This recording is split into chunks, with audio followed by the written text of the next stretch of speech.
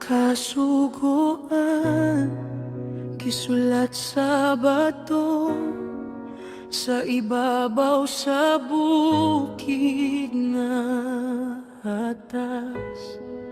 Miabot ang pulong sa walay katapusang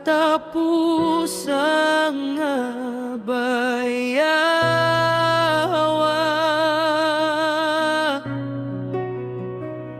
Pinaagi sa kalayo ug sa panganod, ang tingog ni Abaya hawa kusog nga nadungog. Si Moises mitungas aron makikita sa hari, aron madungog ang mga balaod gikan sa langit. Duha ka papan nga bato, puti kaayo, nagatultol ka na to sa paglakaw sa kahayag.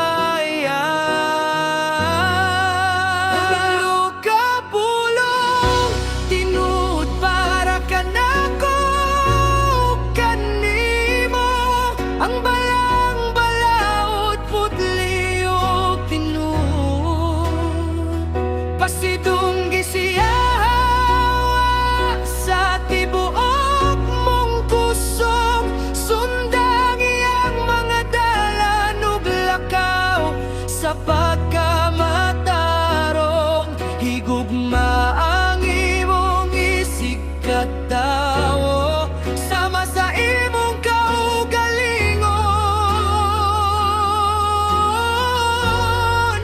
Pilingon kinilabaw pa sa bisan unsang bahandi ang mga sugo,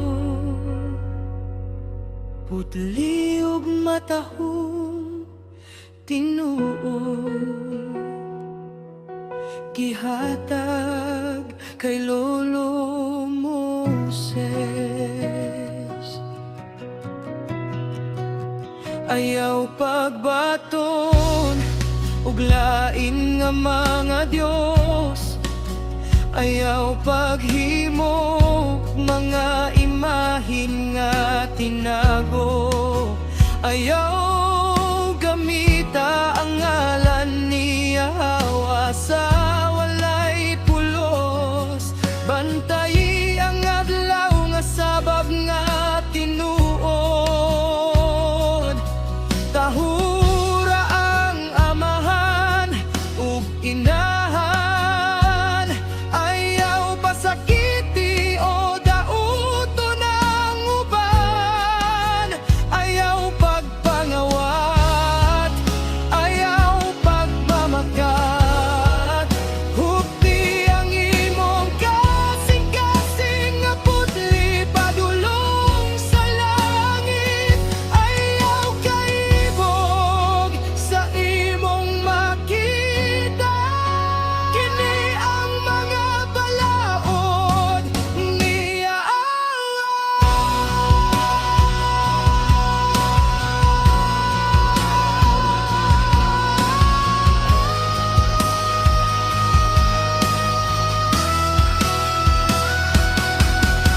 Gisulat sa tudlo ni Yahwa,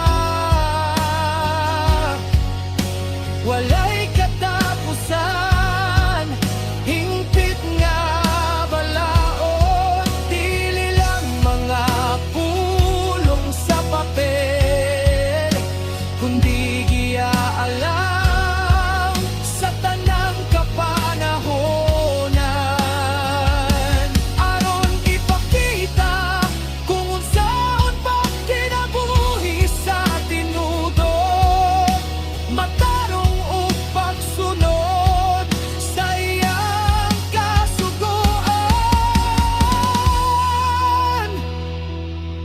ug ang mga panalangin niyang ihatag.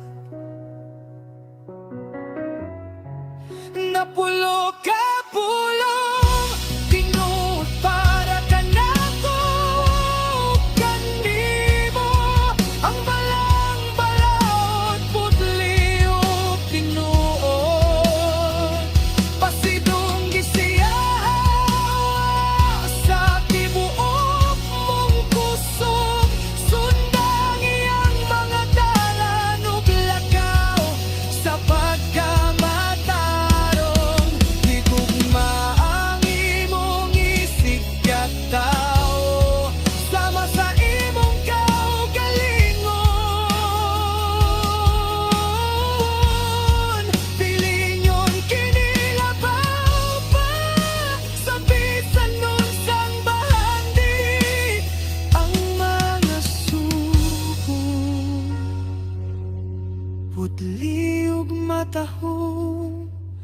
tinuod, gihatag kay Lolo Moses.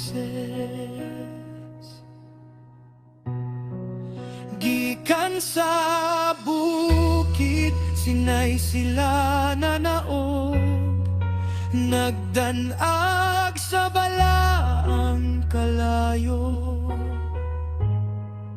Hupti sila sulod sa imong kasing-kasing, ayaw gayud sila buhi.